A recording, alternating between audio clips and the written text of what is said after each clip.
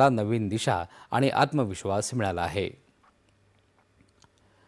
आज महाशिवरात्र। भारतीय कालगणनेनुसार माघ महिन्यातील शिवरात्र ही महाशिवरात्री पर्व म्हणून देशभरात साजरी केली जाते।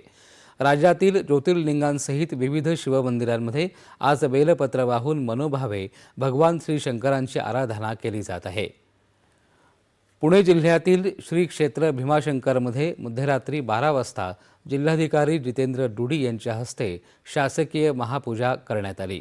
मंदिर परिसरामध्ये सुरू असलेल्या दुरुस्ती आणि सुशोभीकरणाच्या कामामुळे यावर्षी भाविकांना दर्शन घेता येणार नाही।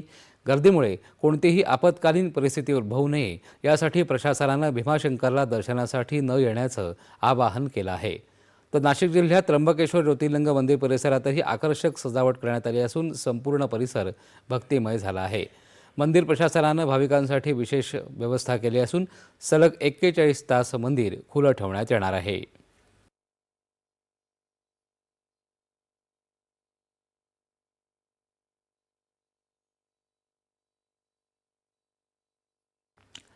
महाशिवरात्रीच्या पार्श्वभूमीवर